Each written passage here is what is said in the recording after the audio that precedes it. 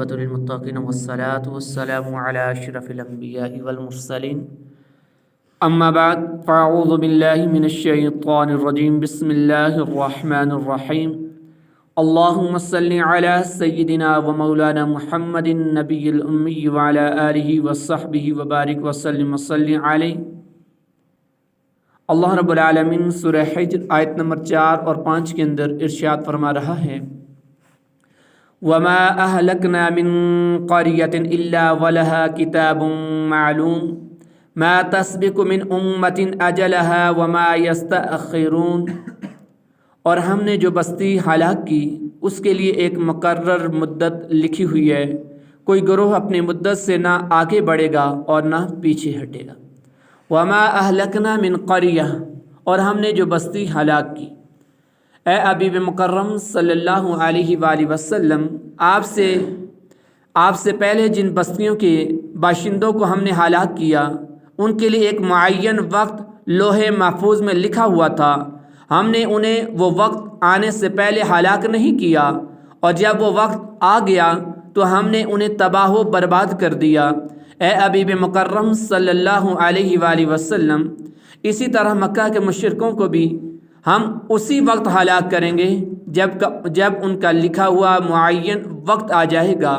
کیونکہ میرا فیصلہ یہ ہے کہ میں معین وقت آنے سے پہلے کسی بستی کے باشندوں کو ہلاک نہیں کرتا۔ ما تسبق من امۃ اجلھا، کوئی گروہ اپنی مدت سے نہ آگے بڑھے گا، یعنی اللہ رب العالمین نے جس گروہ کی ہلاکت کا جو وقت معین کر دیا ہے وہ اسی وقت میں ہلاک ہوگا۔ اس معین وقت سے کوئی گروہ نہ آگے بڑھ سکے گا نہ پیچھے ہٹ سکے گا۔ وَقَالُوا يَا أَيُّهَا الَّذِي نُزِّلَ عَلَيْهِ الذِّكْرُ إِنَّكَ لَمَجْنُونٌ لَوْ مَا تَأْتِنَا بِالْمَلَائِكَةِ إِن كُنتَ مِنَ الصَّادِقِينَ، اور کافروں نے کہا، اے وہ شخص جس پر قرآن نازل کیا گیا ہے، بے شک تم مجنون ہو، اگر تم سچے ہو تو ہمارے پاس فرشتے کیوں نہیں لاتے۔ وقالو، اور کافروں نے کہا۔ اس سے پہلی آیات میں کفار کو اللہ تعالیٰ کے عذاب سے ڈرایا گیا، اور اس آیت میں اللہ تعالیٰ نے سید المرسلین محمد مصطفیٰ صلی اللہ علیہ وآلہ وسلم کی نبوت کے متعلق کفار کے شبہات ذکر کر کے ان کے جوابات دیے ہیں۔ مکہ کے مشرکین تاجدار مآب صلی اللہ علیہ وآلہ وسلم کا مذاق اڑاتے تھے اور آپ علیہ السلام کی طرف مجنون کی نسبت کرتے تھے۔ اس کی ایک وجہ یہ تھی کہ عموماً لوگ جب کسی سے عجیب و غریب کلام سنتے جو ان کی عقل میں نہ آئے تو وہ اس قائل کو مجنون سمجھتے تھے، کہنے والے کو مجنون سمجھتے تھے۔ یہی حال مکہ کے مشرکین کا تھا۔ جب سرکار دو عالم صلی اللہ علیہ وسلم نے ان کے سامنے اللہ رب العالمین کی وحدانیت، اپنی رسالت، قرآن کی حقانیت اور قیامت کے وقوع کی خبر دی تو یہ ان کے لیے نہایت تعجب انگیز بات تھی۔ تو نبی کریم صلی اللہ علیہ وسلم کے بارے میں یہ تعجب کہ ایک انسان رسول کیسے ہو سکتا ہے، اور قیامت کے بارے میں یہ گلی سڑی ہڈیاں کیسے دوبارہ زندہ ہو سکتی ہیں، اور اسی طرح توحید اور قرآن کے بارے میں ان کے شبہات تھے۔ تو یہ کلام بطور تمسخر بھی تھا اور انجان لوگوں کو حضور علیہ الصلاۃ والسلام سے دور کرنے کے لیے پروپیگنڈا بھی تھا، کہ یہ باتیں وہ اس لیے اللہ کے نبی کی طرف منسوب کرتے تھے تاکہ لوگ جو بقیہ لوگ ہیں وہ ان کی طرف مائل نہ ہو جائیں، دین کے قریب نہ آ جائیں۔ ان کو بدظن کرنے کے لیے اس طرح کی چالیں چلتے تھے۔ تو یاد رکھیے کہ اللہ تعالیٰ کے پیارے رسولوں علیہ الصلاۃ والسلام کی طرف کفار کا جنون کی نسبت کرنا کوئی نئی بات نہیں۔ حضرت موسیٰ علیہ السلام، اسی طریقے سے اور انبیاء، حضرت عیسیٰ علیہ السلام، حضرت نوح علیہ السلام، دیگر انبیاء علیہ الصلاۃ والسلام کی طرف بھی ان کی قوموں نے مجنون کی نسبت کی، ان کو بھی ایسے القابات سے معاذ اللہ برے القابات سے نوازا گیا۔ جیسے کہ اللہ تعالیٰ قرآن کے اندر بھی فرماتے ہیں، قال ان رسولکم الذی ارسل الیکم لمجنون، فرعون نے کہا بے شک تمہارا یہ رسول جو تمہاری طرف بھیجا گیا ہے ضرور دیوانہ ہے۔ یوں ہی حضرت نوح علیہ السلام کی قوم نے آپ علیہ السلام کو مجنون کہا تھا۔ قرآن میں اللہ فرماتے ہیں، کذبت قبلہم قوم نوح فکذبوا عبدنا وقالوا مجنون۔ مجنون وازدجر، ان سے پہلے نوح کی قوم نے جھٹلایا تو انہوں نے ہمارے بندے کو جھوٹا کہا اور کہنے لگے یہ پاگل ہے، اور نوح کو جھڑکا گیا۔ بلکہ تاجدار مآب صلی اللہ علیہ وسلم سے پہلے جتنے رسول تشریف لائے سب کو ان کی قوموں نے جادوگر یا دیوانہ کہا تھا۔ اللہ قرآن میں فرماتے ہیں كَذَلِكَ مَا أَتَى الَّذِينَ مِن قَبْلِهِم مِّن رَّسُولٍ إِلَّا قَالُوا سَاحِرٌ أَوْ مَجْنُونٌ، یوں ہی جب ان سے پہلے لوگوں کے پاس کوئی رسول تشریف لایا تو وہ یہی بولے کہ یہ جادوگر ہے یا دیوانہ۔ لَوْ مَا تَأْتِنَا بِالْمَلَائِكَةِ، ہمارے پاس فرشتے کیوں نہیں آتے؟ پہلے انہوں نے اس طرح کی باتیں کی اور اس کے بعد انہوں نے کیا کہا کہ آپ اگر اللہ کے نبی ہیں، اللہ کے رسول ہیں، آپ پر قرآن نازل ہوتا ہے تو ہمارے پاس فرشتے کیوں نہیں آتے، ہمیں فرشتے کیوں نہیں دکھائی دیتے؟ تو کفار مکہ نے حضور علیہ السلام سے کہا کہ اگر آپ اپنی اس بات میں سچے ہیں کہ اللہ تعالیٰ نے آپ کو رسول بنا کر ہماری طرف مبعوث فرمایا اور آپ علیہ السلام پر کتاب نازل فرمائی ہے، تو پھر آپ ہمارے پاس فرشتے کیوں نہیں لاتے تاکہ وہ آپ کے دعوے کی سچائی پر گواہی دیں؟ کیونکہ جب اللہ تعالیٰ آپ کے ساتھ ہے تو آپ کی نبوت کو ثابت کرنے کے لیے فرشتے بھی بھیج سکتا ہے۔ تو اللہ تعالیٰ نے کفار کے اس شبہ کا جو جواب دیا وہ اس طریقے سے دیا کہ ما ننزل الملائکۃ الا بالحق وما كانوا اذا منظرین، ہم فرشتوں کو حق فیصلے کے ساتھ ہی اتارتے ہیں اور جب وہ اترتے ہیں تو لوگوں کو مہلت نہیں دی جاتی۔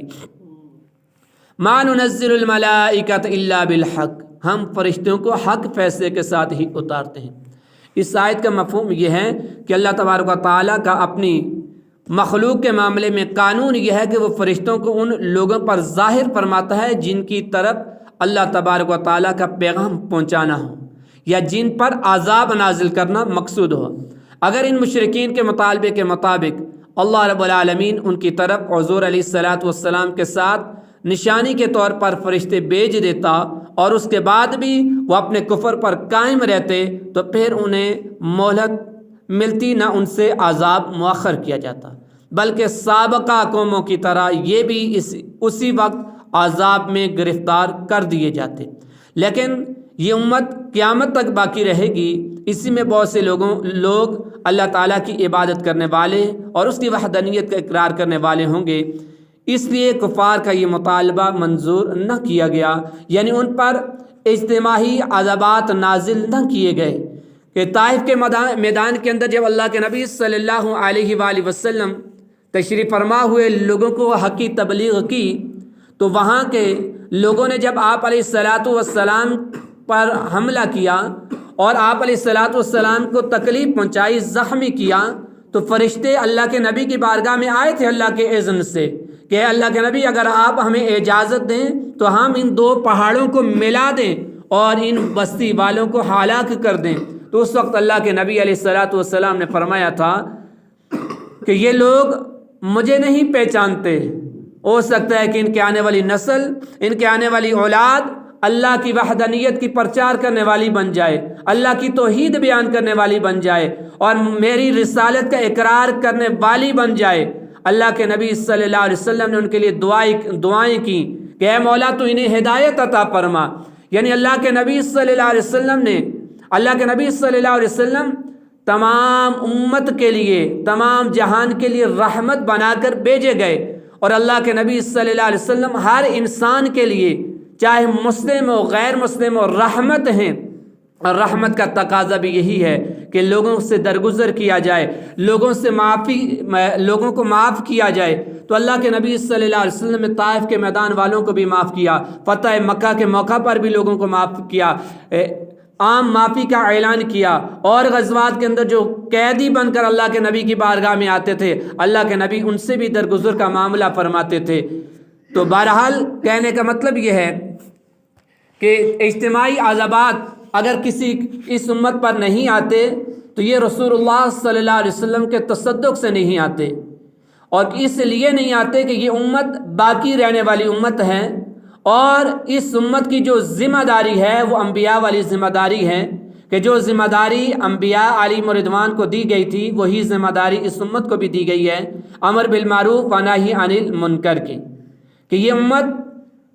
خیر امت ہے، سب سے اچھی امت ہے، سب سے بہترین امت اللہ نے اس امت محمدیہ کو قرار دیا، اور اس کے پیچھے جو لاجک ہے وہ لاجک بھی یہی ہے کہ یہ امر بالمعروف و نہی عن المنکر کا فریضہ سر انجام دے گی جو سابقہ امتوں کے انبیاء دیا کرتے تھے۔ تو اللہ رب العالمین کی بارگاہ میں دعا ہے کہ اللہ ہمیں اس قرآن کو سمجھنے کی بھی توفیق عطا فرمائے، اس کے تقاضوں کو پورا کرنے کی بھی توفیق عطا فرمائے۔ اللہ رب العالمین ہمیں اپنے عقائد، اپنے اعمال اور اپنے آل و عیال کی اصلاح کرنے کی بھی توفیق رفیق مرحمت عطا فرمائے۔ وما علیہ الا البلاغ۔